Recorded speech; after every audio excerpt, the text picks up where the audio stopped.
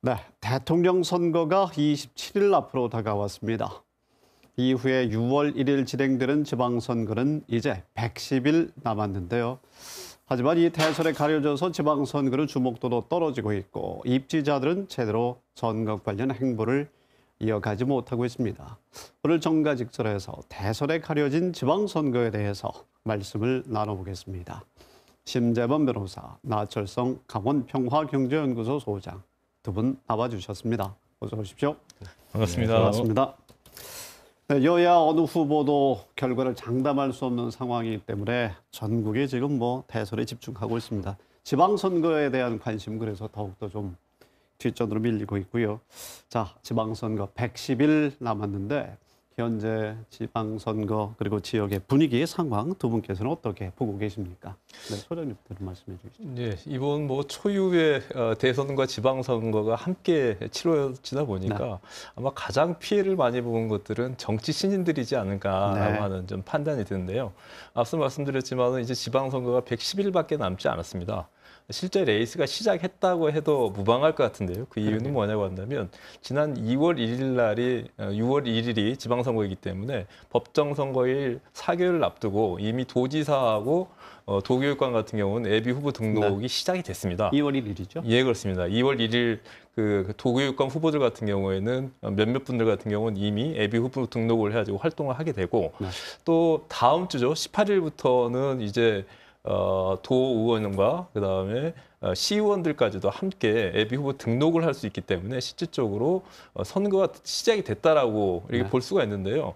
문제가 되는 것들은 현재 대선과 맞물리게 되면서 각 정당별로 예비 후보들의 각계의 활동들에 있어서의 이 현재의 중지나 점검들이 이제 들어가는 관계로 해가지고 활동을 제대로 하지 못하고 있습니다. 그렇기 때문에 예비 후보가 실제 등록이 되면은 많은 인센티브를 가지고 있거든요. 선거 사무소를 개설할 수도 있고 명함을 돌릴 수도 있고 또 유급 선거원을 쓸 수도 있고 심지어는 예비 홍보 공보물까지 배포할 수 있도록 되어 있는데 이런 활동이 일체가 현재 거의 자체적으로 금지하다 보다 보니까 우리 유권자들 같은 경우도 지방선거가 있는지 없는지 모르는 상황들로 좀 전락하다 보니까 아무래도 앞선 출마자들 같은 경우는 유리한 데 비해서 정치 신인들 또 한편으로는 새로운 정치를 염원하는 유권자들 같은 경우에는 이번 지방선거가 상당히 좀 많은 어둠 속에서 깜깜이 속에서 좀 진행되고 있는 것들이 아니냐라고 하는 그런 답답한 심정도 안고 있습니다. 정치 실현은 물론이고 또 유권자들의 피해도 우려되고 있는 그런 상황일 텐데요. 신 변호사님은 어떻게 보십니까?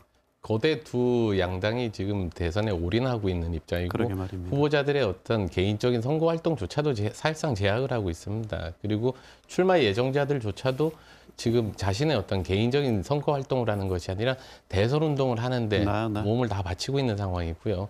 모든 언론들은 대선의 이슈를 포커스를 맞추고 있고 유권자들은 당연히 관심이 떨어질 수밖에 없습니다.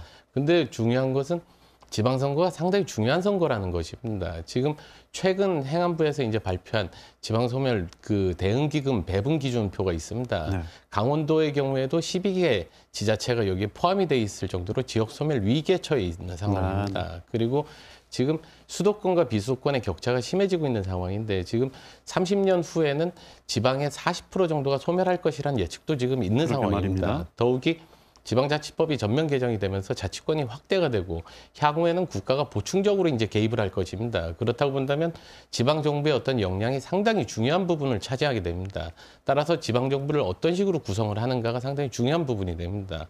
그런데 지금 이제 이 지방선거가 대선에 가려져 있다는 부분이 상당히 우려스럽고요. 문제는 대선이 3월 9일 날 끝나도 인수위가 출범을 하고 새 정부가 출범이 5월 10일 날이 있습니다. 그러면 그때까지 전후로 해서 계속적으로 관심은 그쪽에 쏠릴 가능성이 높습니다.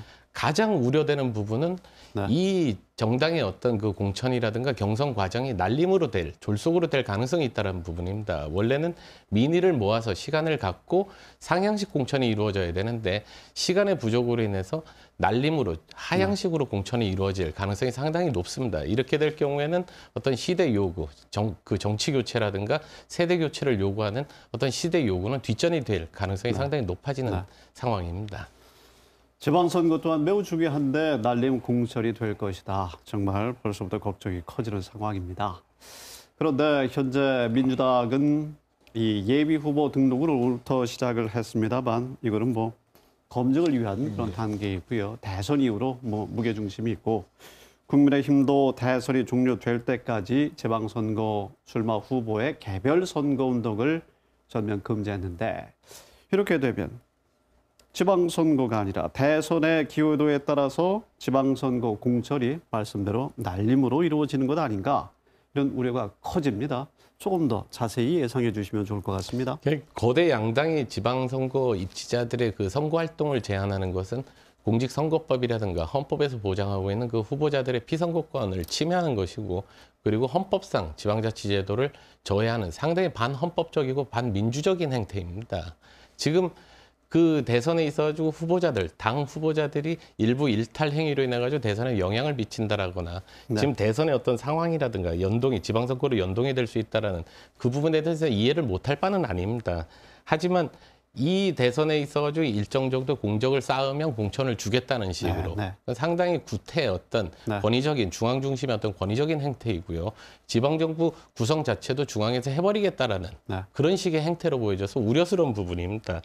그동안 이제 민주주의라는 것이 중앙정부의 어떤 정부의 어떤 자의적 지배로부터 어떤 기본권을 보장하는 형태였다면 앞으로는 중앙정부와 지방정부 간의 어떤 균형적인 시각을 갖추고 지방정부의 자치권 회복이 하나의 패러다임이 될 가능성이 있습니다. 이런 점에 비춰봤을 때는 지금 벌어지고 있는 행태가 상당히 우려스럽습니다. 그리고 강원도, 특히 강원도 같은 경우에는 상당수 지역들이 공천이 곧 당선으로 이어지는 지역들이 많습니다. 그러면 대선에 있어가지고 공을 쌓으면 공천을 주겠다. 그러니 대선에서 당신은 도구로 사용하겠다. 그리고 그 입지자들조차도 도구로 사용됨에 있어가지고 기꺼이 도구로 사용되어지는 그 부분에 있어가지고는 지역 유권자들에게 상당히 모멸감을 주는, 모욕감을 주는 행태라고 보여집니다.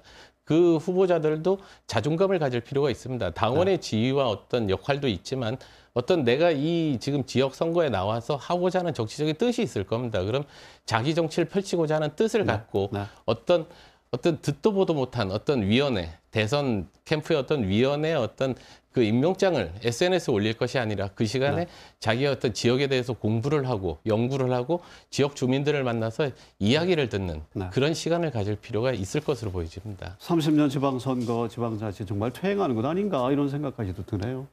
우리 심재범 변호사님께서 매우 강하게 비판을 해주셨는데요. 그런 모습들이 중요한 것은 강원도의회에서 현실화되고 있는 부분들이 참 우려스러운 것 같습니다.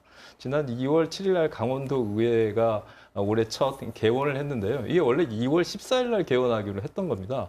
그런데 대선 때문에 강원도 올해 첫 정규회 매우 중요합니다. 무려 10조 원에 달하는 예산들을 점검을 하고 주요 사무 업무들을 심의하고 의결해야 되는 상황들인데 실제 이 준비 기간 앞당김으로 인해 가지고 불과 휴일을 빼면 이틀밖에 준비할 수 없는 이런 엄청난 상황들이 발생했거든요.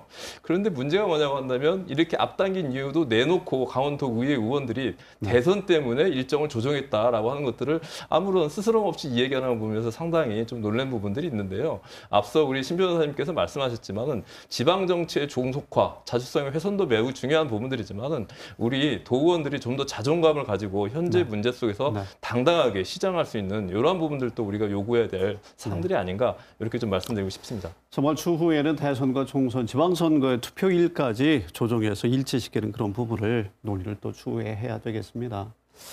시간 때문에 끝으로 이번 6일 지방선거 지역 상황, 입지자들과 지역민들의 상황을 한 줄 평으로 좀 마무리해 주시면 좋을 것 같습니다. 신 변호사님부터 좀 해주시죠. 저는 줄탁동시라는 격언을 뽑아봤습니다. 병아리가 아래서 나오기 위해서는 어미닭이 밖에서 동시에 쪼아줘야 된다는 얘기인데 유권자들이 그 어미닭의 심정으로 그 알을 쪼아주는 지방선거를 관심을 갖고 봐주십사 하는 마음에서 뽑아봤습니다.